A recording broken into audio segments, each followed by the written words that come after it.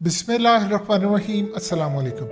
हालिया अनस हक्कानी जब सुल्तान महमूद गजनवी की कब्र पर गए, उन्होंने फातिहा खानी की वहाँ पर जाकर और साथ उन्होंने ये बात की कि सोमनाथ का जो बुत था उसको तोड़ा। ये असल में भारत के अंदर जब पॉलिसी साज मेकर और थिंक टैंक्स जो थे उन्होंने इस चीज़ को लाइटली नहीं लिया।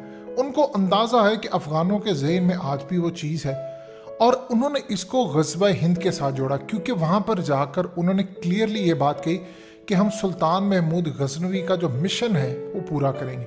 अब जाहिर सी बात है मिशन उनका ये पूरा होगा कि हिंदुस्तान के अंदर वो जो लास्ट बैटल है जिसको ग़ज़वा हिंद कहते हैं वो पूरी हो।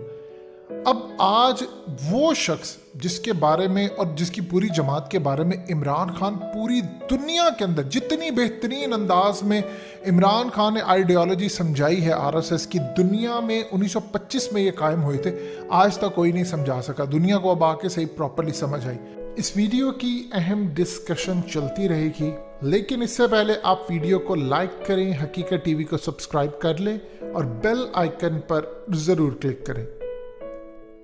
उस आरएसएस ने जिसने पूरा हिंदुस्तान इस वक्त कैप्चर करके रखा है, अब आरएसएस के चीफ मोहन भगत ने आज जो ऐलान किया है उससे आप अंदाज़ा लगा लें भारत के दिमाग में ग़ज़वा हिंद बैठा है, भारत के दिमाग में बड़ी जंग बैठी हुई है। अब आप सारे इवेंट्स को कैलकुलेट करते जाएं तो आपको एंड के ऊपर पूरा प्लान नज़र आ रहा है। आप गौर कीजिए, पिछले काफ़ी दिनों से इंडिया के बयानात आ रहे हैं, एलओसी पर मामलात ख़राब हो रहे हैं, चाइना के साथ चीज़ें उलझ रही हैं। अब आज अमित शाह ने जो बयान पहले दिया था उसकी बिल्कुल तस्दीक करते हुए आरएसएस के चीफ ने कहा है कि तालिबान अब आ गए हैं। तालिबान को चाइना, पाकिस्तान और तुर्की ये बैक कर रहा है और सब ने मिलकर हिंदुस्तान पर हमलावर होना है और स्पेशली कश्मीर के ऊपर। अब उसने कहा, ये बात जब वो कर रहा था तो आप अंदाज़ा कर लीजिए उस वक्त इसराइल के कोबी सुशानी, ये basically consulate general of Israel है मुंबई में, ये वहाँ पर मौजूद थे। ये बात जो उसने की है वो इसराइल की मौजूदगी में की है। उसने कहा कि ये सारे हम पर हिंदुओं पर हमलावर होने जा रहे हैं और हमें अब अपनी पूरी तैयारी करके रखनी है। यानी जिस चीज़ पर आरएसएस का क़याम हुआ था, हिंदुत्व की आइडियोलॉजी जो है, अब ये वक्त आ गया है कि सारे अपनी तैयारी करके रखें, क्योंकि एक बड़ी बैटल हमारे ऊपर मुसल्लत होने वाली है और सबसे ज़्यादा हमें जो काम करना है वो अपनी इंटरनल सिक्योरिटी, जो इंटरनल्स हमारे अंदर मामला आता है ख़राब करने के लिए तैयार बैठे, उनके लिए आप सब अपनी अपनी तैयारी पूरी करके रखें। अब पहले तो ये समझ लें कि बात उन्होंने क्या की, ये इंटरनली जो वो बात करें वो मुखातिब करें मुसलमानों को। उन्होंने कहा कि असल में जो हमारे यहाँ पर हिंदुस्तान में मुसलमान बसते हैं, जो इंडिया के अंदर असल में कहा जाता है कि मुसलमान 20 करोड़ है, 22 करोड़ है, असल में 28 से 30 करोड़ है इंडिया के अंदर मुसलमान। उनको हमेशा कम करके बताया जाता है, तादाद ज़्यादा है ताकि उनका इन्फ्लुएंस कम से कम लगे। 23 करोड़ की आबादी तो पाकिस्तान की है और इंडिया तो पाकिस्तान से कई गुना ज़्यादा मुसलमान रखता है। अब वहाँ पर जो सूरत हाल है, उन्होंने कहा है कि हमें जो हम लोगों को मुकाबला करना है, फौज को मुकाबला करना है एक्सटर्नल, आपको इंटरनली, यानी आपने जो 100 साल तकरीबन होने वाले हैं, चंद साल बाद पूरे 100 साल हो जाएंगे। आरएसएस की आइडियोलॉजी थी कि ये सिर्फ हिंदुओं के रहने की जगह है, हमने तकरीबन 100 साल बाद ये मौका हासिल किया है और अब लड़ाई आपके सर पर आकर खड़ी हो गई है।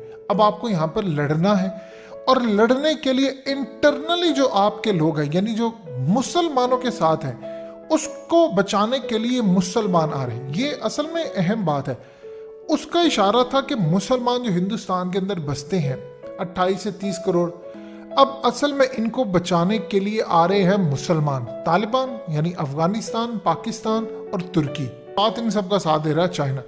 अब इस शख्स ने जो बात की, उसने कहा कि आप पर जंग मुसल्लत होने वाली है इस वक्त, और ये पूरी प्लानिंग और जिस वक्त का इंतज़ार किया जा रहा था, अब वो वक्त आपके सर पर खड़ा हुआ आन पहुंचा है। क्या हमें पता है तालिबान की हिस्ट्री, हो सकता है तालिबान थोड़ा सा बदल गए हों, लेकिन क्या कभी पाकिस्तान और चाइना बदल सकते हैं?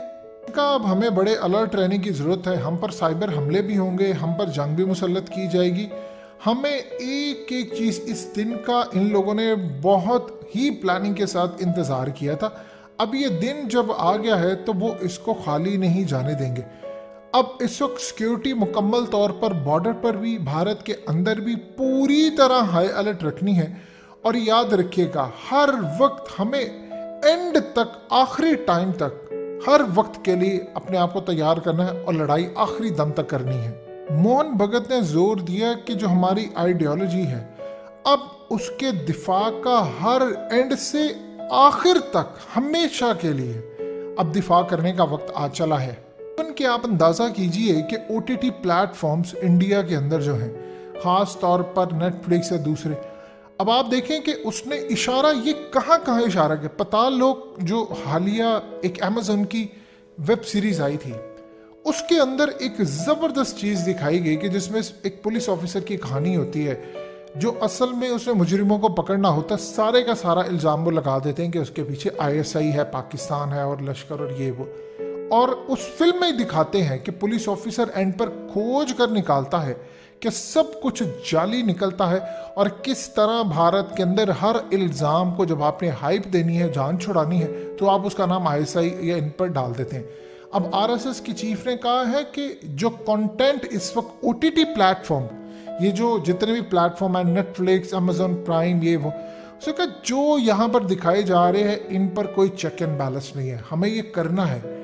ये हमारी आइडियोलॉजी को नुकसान पहुंचा रही है। यानी उनकी आइडियोलॉजी में ये चीज़ है कि आपने सब कुछ मुसलमानों पर डालना है, मुसलमानों को बुरा भला कहना है। और इसमें क्लियरली दिखाया गया है बार बार कि मुसलमानों को आप किस तरह ट्रीट करते हैं। इवन कि उस सीरीज के अंदर भी दिखाया गया। अब इस सूरत हाल के अंदर उसने कहा कि अब जब से कोरोना चला गया है, हर बच्चे के पास मोबाइल फ़ोन है और सेल फोन से आप चीज़ें बिल्कुल कंट्रोल से बाहर हैं।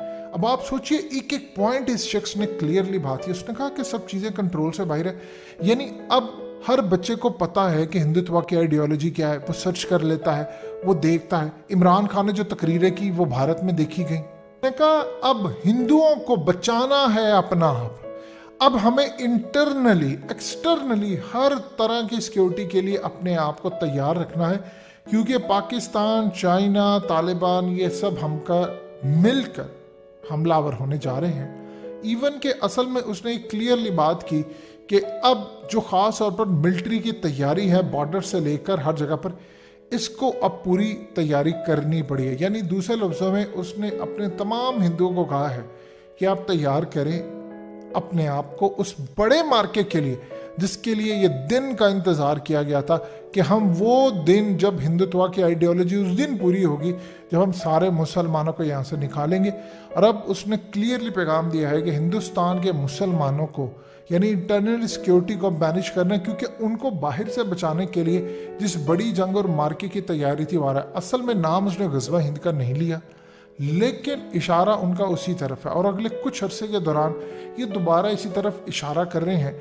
असल में जिस चीज़ का उन्होंने वेट किया था, ये शाहरुख का जो मामला आपको सबको नज़र आ रहा है, ये इसी की कड़ी है। मुसलमानों को उन्होंने निकालना है। ये गलतफहमी का शिकार है। ये समझ रहे हैं 30 मुसलमान हैं। देखिए 30 करोड़ मुसलमान हिंदुस्तान में बसता है, आप उनको ऐसे निकाल देंगे? आप कितने लोगों को करेंगे? अगर सारे इकट्ठे हो गए तो फिर आपका हशर क्या होगा ये आपको पता नहीं है। बाहर से इन पर कुछ हो ना हो, इंटरनली जब मुसलमान जाग गया तो हिंदुस्तान में वो तूफान बरपा होगा कि RSS का दिवालिया हो जाएगा और इनका जनाजा ऐसे निकलेगा कि दुनिया सिर्फ तारीख में इनको याद करेगी।